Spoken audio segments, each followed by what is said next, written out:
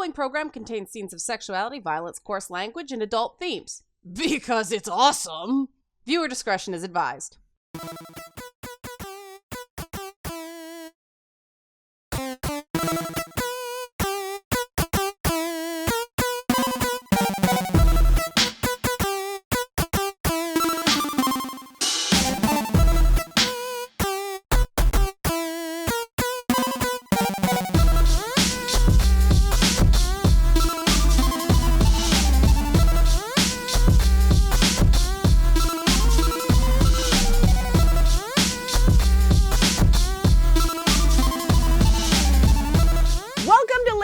Episode 6, the halfway point. What's healthy sexuality and what's sexually objectifying? I'm Leanna Kersner, and this is a set object I treat like a person, Glowy Box.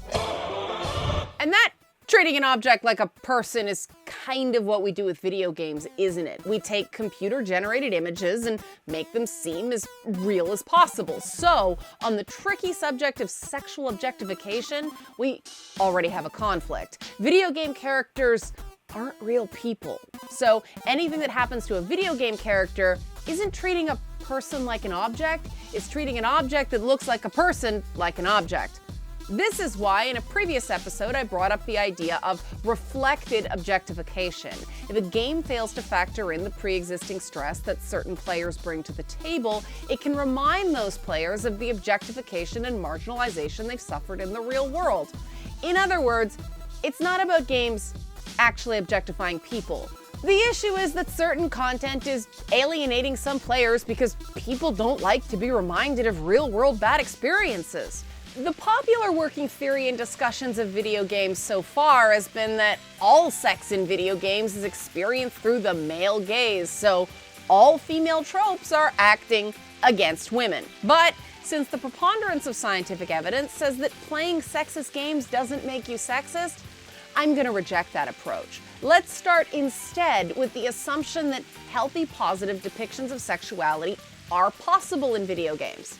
Healthy sexuality incorporates the mind and emotions as well as the body. It's consensual, doesn't make anyone a victim, and adds to self-esteem. It strengthens a relationship even if that relationship isn't monogamous. Healthy sexuality is based on strong personal boundaries. Personal boundaries are the physical, emotional, and mental limits that define us as individuals and protect us from being manipulated, used, or violated by others. These boundaries usually form between the ages of 14 and 19, with accelerated development between 15 and 17 years old. It's no accident that legal age of consent for sex usually falls in this age range. Childhood abuse disrupts the proper formation of these personal boundaries. So does slut-shaming, and that's why it's a damaging social practice. If you aren't ever socially permitted to say yes to sex, you also never learn to really say no in an empowered way. Sex is still treated as a subject that's inherently dirty, while violent video games are constantly under siege. A 2015 study found that significantly more parents are concerned about their children seeing scenes of sex and nudity than scenes of violence. 30 years of scholarship has also shown us that shielding kids from awareness of sex doesn't protect them from it. Parents who talk to their kids about sex raise kids who make healthier sexual decisions. Perhaps the issue is that a lot of Hollywood sex, or sex you see on TV and movies, is unhealthy, frequently self-destructive, compromising characters' values and friendships, reenacting childhood abuses. Often, media sex is coerced or violent, and it's frequently seen as conflicted or shameful. Affirmative, ongoing consent is rarely depicted on television, and don't get me started on the ridiculous mechanics of so-called lesbian sex on TV. They're grinding on each other like one of them has a dick. The other unhealthy element of sex in media is that it's often depicted as requiring physical perfection. Sex involving people who don't look like models is depicted as shameful or a joke. This body shaming has leaked into the gaming community. Male gamers are subjected to taunts of neckbeard, a reference to poor grooming, also implying obesity. Female gamers, meanwhile, are subjected to ongoing moralizing about body and breast size. Whether you're a fat chick or a skinny bitch, someone somewhere is making a negative comment about women's bodies every hour of the day. Now, if someone looks sick and you're worried about their well-being, that's one thing, but let's face it, most people throw those insults around to hurt, not out of caring. Body shaming is an indication of weak personal boundaries, which is why it's so common in teenagers. An actual grown-up is able to disagree with another person's ideas without resorting to irrelevant attacks on how the person looks.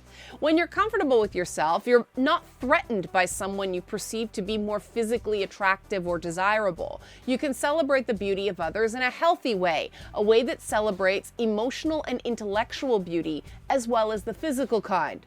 We're so not there in gaming yet, and recognizing that is the first step to improving. So I call on the games press to end publication of opinion columns that engage in body shaming. Like right now, stop moralizing over the physical appearance of real and fictional people. When analyzing video games, it should be about whether a costume or body type is appropriate to a character's role in a game, as opposed to that costume or body type being good or bad for all women everywhere. The concern, and the thing that makes a lot of women unduly insecure, is the idea that sexualized attention is the only sort of attention women can get from men, and men control things in video games like hiring pipelines. So the fear is that unless a guy wants to sleep with us, we're invisible.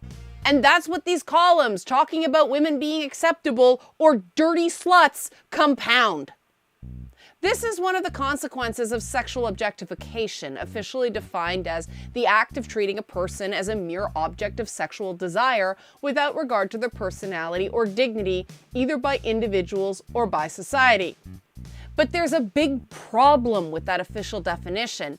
Everyone defines personality and dignity differently. So, it's time for this episode's lady bit.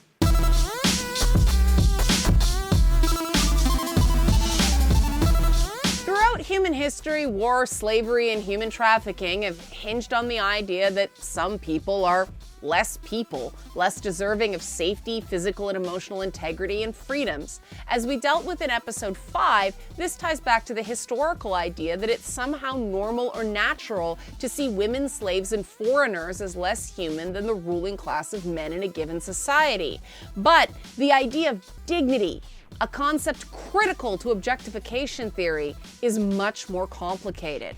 Many jobs involved undignified elements, the bad smells and messes involved in picking up garbage, the inevitable contact with vomit and urine while caring for young children, the inherently embarrassing or even gross elements of comedy that are precisely the things that make us laugh. These are all undignified things. And sex isn't the most dignified thing in the world either. Sex tends to be messy, noisy, and involve funny faces, which is why it's intimate, vulnerable, and something most people prefer to do in private.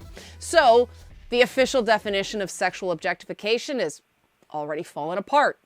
But where did that definition come from in the first place? The idea of objectification goes all the way back to Immanuel Kant. I said Kant. That dirty Kant was heavily influenced by the reason over emotions thinking of Aristotle and Thomas Aquinas. Kant believed that rationality was the core of humanity and all passion was inherently bad because it isn't rational. Sex is heavily reliant on passion, so it's bad too.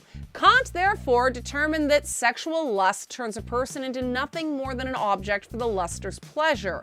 The only salvation from this lust-driven objectification of other humans was the sanctity of marriage, because marriage provides order, structure, and therefore reason to sex. Kant saw all parties involved as cheapened by sex outside of marriage. Women and men were seen to be debased. 100 or so years later, Karl Marx flipped the script on the abstractions of Kantian metaphysics, determining that consciousness didn't determine existence, social class structures determined how people viewed the world. Marx's co-author of the Communist Manifesto, Friedrich Engels, applied Marxist theory to gender. Engels linked everything from male domination of society to a fixation on female sexual purity to private ownership of property. He created a form of Marxism in which women of the bourgeoisie and women of the proletariat could find common cause through the class oppression of their gender. By creating this loophole in the class struggle, Engels ushered in Marxist feminism. Yeah, Marxist feminism was essentially created by a man. Sexual objectification became a feminist issue during second wave feminism, especially when Catherine MacKinnon and Andrea Dworkin applied it to pornography. The Dwork side's argument was that pornography didn't qualify for free speech protections because it put women in an inherently subordinate role. They claimed that because of Marxist structures of oppression, men gain power from sex, while women are inherently demeaned by it. MacKinnon even went so far Dwork side as to say that when women objectify men, they're assuming a male role in society because the male gender, as a performative social construct, is inherently the objectifier. The male being objectified is, therefore, the woman in this scenario because the role of women is inherently objectified. For the record, I don't believe any of this Hazarai. I'm citing it for information purposes. Fortunately, in the 1990s, philosopher Martha Nussbaum gave objectification theory structure and pulled it ever so closer to sex-positive thinking. Nussbaum's structure makes it so much easier to separate sexy and sexually objectifying. If there's a marker of objectification present, maybe rethink what you're doing. But if there isn't, then congratulations, the sex is likely sane, safe, and consensual. According to Nussbaum, the markers of objectification are instrumentality, treating the person as a tool for another's purposes. It also results in weird photos like this that take shoe-on-head pics to a whole new uncomfortable-looking extreme. Now, this is different than paying someone for their services, an important distinction in sex-positive sex work. Consenting prostitutes shouldn't be seen to be selling their bodies, as opposed to being compensated for their sexual talents, which often have a heavy psychological component. Denial of autonomy, treating the person as lacking in autonomy or self-determination. Whenever the word no is ignored, or a person feels like they can't say no, that person's autonomy is being denied. Now, this shouldn't be confused with BDSM practice, which hinges on advanced consent and communication. Inertness, treating the person as lacking in agency or activity. Agency is slightly different from autonomy. Think of autonomy as knowing what you want. Agency is about being able to get it. Many children of wealthy people have huge amounts of agency, but lack autonomy. Make your own Javanka joke here. Fungibility, or fungibility, I say fungibility because it sounds like bunghole, don't judge.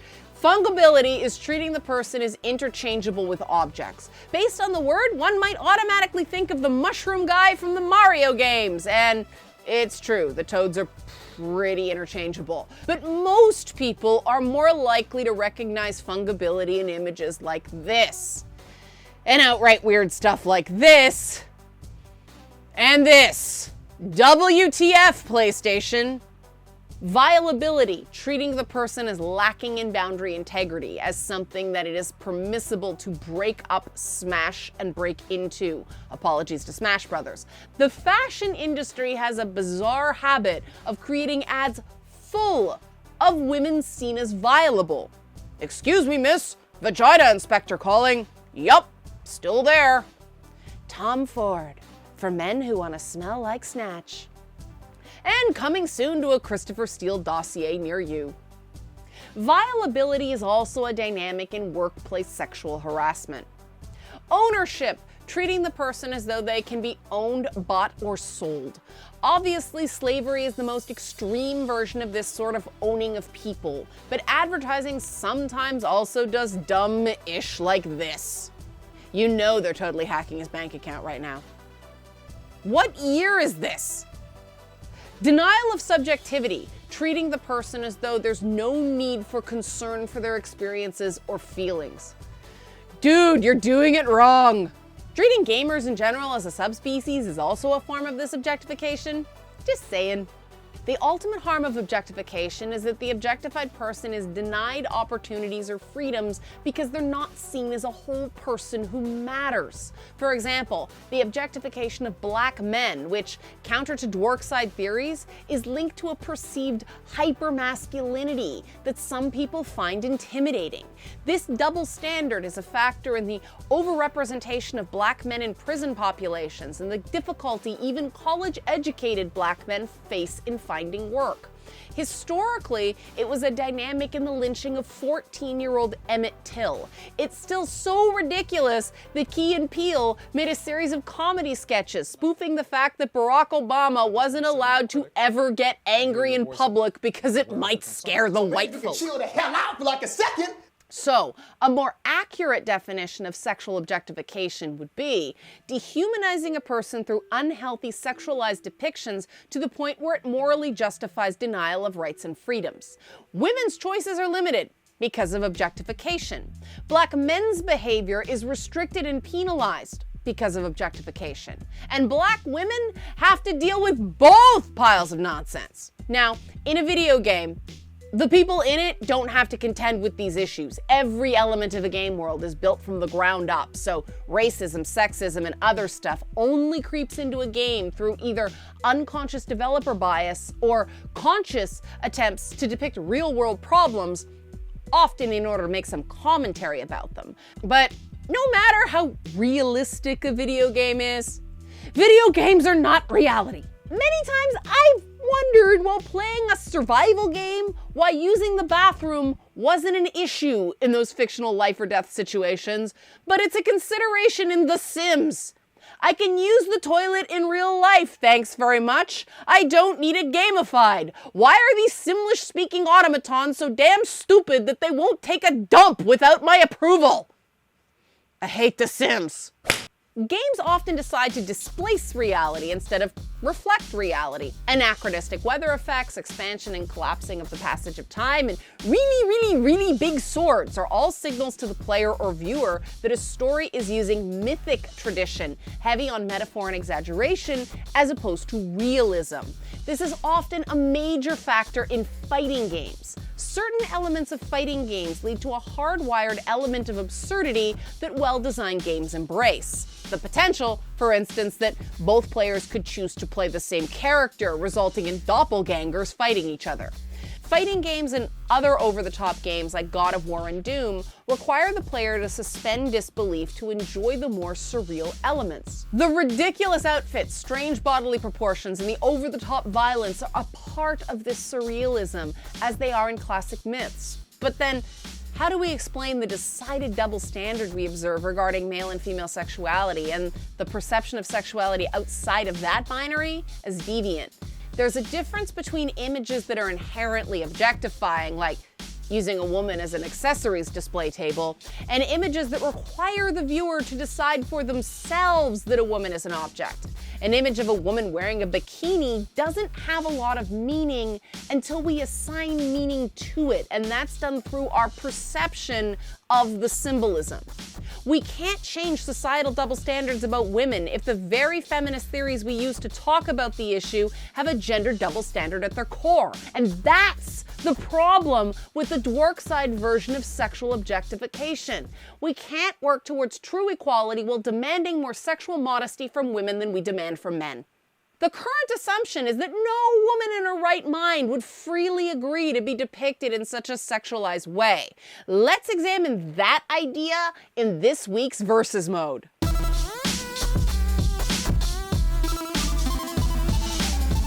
Hello, puppets, I am here. Kiss, kiss, kiss, kiss, kiss. Yes, admire me. Please have some pride. I have plenty of pride in that they're real and they're fabulous kind of way. But if you dress that way, how do you expect men to value you for other things? I have high expectations, and I don't limit myself to just men. I mean, I wouldn't dress this way in a church, but I don't go to church for obvious reasons. Poof, burst into flames. It's a bad scene. They have to change their carpets. Joking aside, you come across as looking down on women who make different choices because men are obviously going to support the way you dress or not dress. You said come.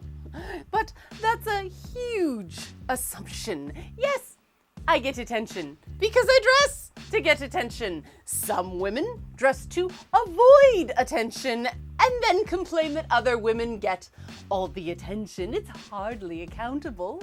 But what about wanting attention for intelligence or personality or skills? What makes you think people don't notice that I'm brilliant? Because you emphasize other things. Disagree. I voice my opinions plenty. You're making this an either-or thing, and it's not a binary. I expect people to control themselves and show respect no matter what I'm wearing, or else I get stabby.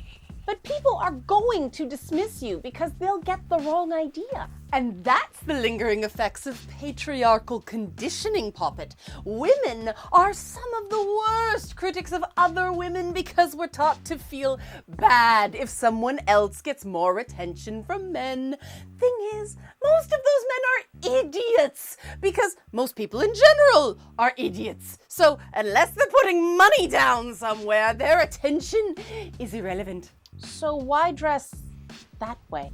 Because when I look in the mirror, I want to see the things I like about myself, not a reminder of all the things I'm trying to hide. But you're sending the message that you're sexually available.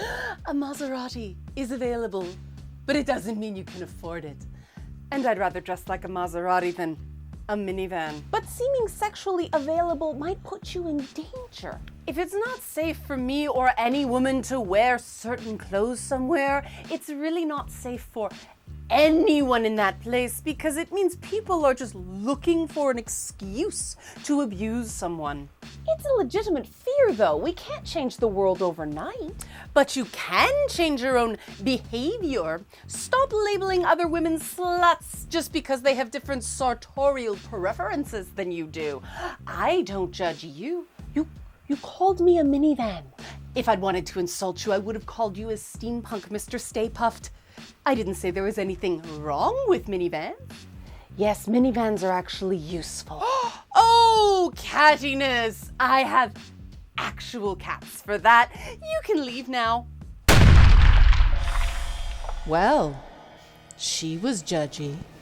Well, Mephisto, archangels are like that. This is the first versus mode that hasn't ended in complete disaster. Because we have autonomy and agency, and all we had to sacrifice to get it was social acceptability. Being called a good girl is for dogs. It really is, Mephisto. It really is. Bitches. Did the fans of the original Tomb Raider find Lara Croft sexy because of the square boobs or because of her aggressive personality and purring English accent? Why do we care more that Cammy doesn't wear pants than we do that Zangief and E. Honda don't wear pants? People need to get more used to seeing women as sexy and not sex objects because otherwise women's sex drives become a professional liability. Let's look at a case study where popular opinions of a female character neglect any part of her that isn't physical, even when her creators bothered to include a lot more depth. Soul Calibur's Isabella Ivy Valentine. Ivy is usually the first character that critics reference as an example of how horrible video games are to women. But Ivy is much more than purple snakeskin. Is that a bodysuit? Or the shreds of a well-loved cat toy? The plots of the Soul series games revolve around Soul Edge, an evil male entity who often takes the form of a sword, hint hint, and Soul Calibur, a female blade made from a piece of Soul Edge that has been purified to the point that she can be wielded as a holy weapon. This symbolism is central to understanding what the hell is going on in these weird and wonderful fighting games. Ivy's biological father, the ghost pirate Cervantes, is the final boss of the first Soul game. The evil sword then decided that Ivy would make a delightful next host. Ivy's adoptive father, a Ponzi rich guy, also died due to his obsession with the evil sword. Ivy took up science, made her own sword, kept herself alive with an artificial soul when her real one was damaged, and decided enough of this #MeToo crap, Soul Edge gotta go. Soul Calibur games have a dress code for people who got screwed by Soul Edge through no fault of their own. Note the similarities between Ivy's costume and Valdo's. Valdo was the slave of the merchant Verce, the same guy who hired Cervantes to go after the sword. The difference is that while men tend to go sub where Soul Edge is concerned, women go dom. In the end, Ivy's own creation, her sword, saves her from dying after she destroys Soul Edge, and Ivy realizes she wasn't inherently ruined after all. All of this makes Ivy a very interesting character, and she has to be because she's so damn difficult to play. Ivy challenges the player to get to know her despite her initial inaccessibility, both in character and in playability. Ivy just doesn't care if you like her, and that's why fans love her. Ivy's entire storyline is a metaphor for abuse, essentially the rape of her soul. So yes, Ivy is an objectified character. Within her story, she's treated as violable. She fights to overcome the awful crap that's happened to her. And game critics have treated her as nothing more than a dirty slut, which, ironically, is a very common reality for real-world rape victims as well. Objectification is also deliberately used in horror games to create terrifying monsters. These games love replacing human body parts, especially heads, with inanimate objects. Often these objectification techniques are in service of in-game themes of psychological torture, guilt, including sexual guilt, and punishment as a path to salvation. Horror games also use objectified archetypes, like zombies, to make the need to kill enemies morally unambiguous. When you kill a zombie, you're killing something that's essentially already dead. When I talk to gamers about this issue, I got a clear sense of frustration that there's been very little movement on the debate surrounding objectification. No one denies that there have been instances where developers just got pervy and did things that were stupid, but the idea that gaming overall has an issue with the objectification of women offends gamers who don't hold those views and don't like the collective blame. When we get into these debates, remember that games do hinge on the understanding that no one you're killing, punching, or even sleeping with is real. How do you objectify a person who was never a person to begin with? I have to admit, I don't know. All I can say is that I hope game developers realize that gamers like me want to be able to be sexy without being treated like sex objects. Women aren't afraid of sex, and to treat us like we are is to treat us as less than fully human. That's objectifying. And this reality that game characters aren't real is the inspiration for this week's trophy. Ta-da! Yep, I put a toilet on a doll's head because I like beating a point until it's dead. Ooh, that rhymed. Onto the shelf. That's creepy. That's it, episode 6 done. Halfway point, guys. Like what you see, donations are appreciated, and monthly supporters through Patreon get access to a special backers only episode, all for yous. Next time, we're gonna start a bit of a format change, starting off our historical retrospective, looking at what women were doing in video games in the 1980s. For now, thanks for watching. Please share this show on your social media. I'm Leanna Kersner. Thanks for letting me show you my totally non-objectified lady bits.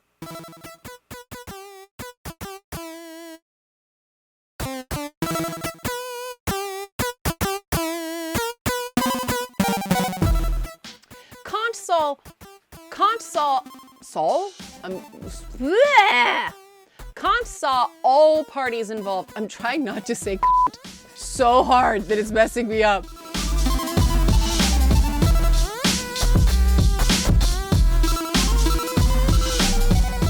Kant saw...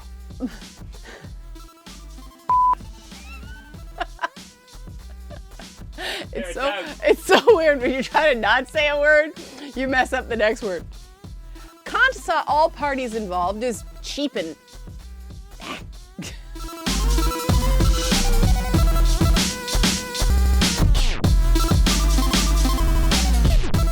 I'm trying so hard not to flub.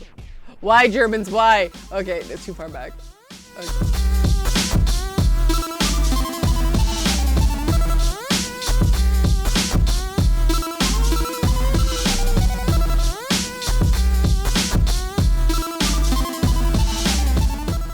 Momo. Momo. Hey, Momo. Momo, I just need you to settle for 5 minutes, okay?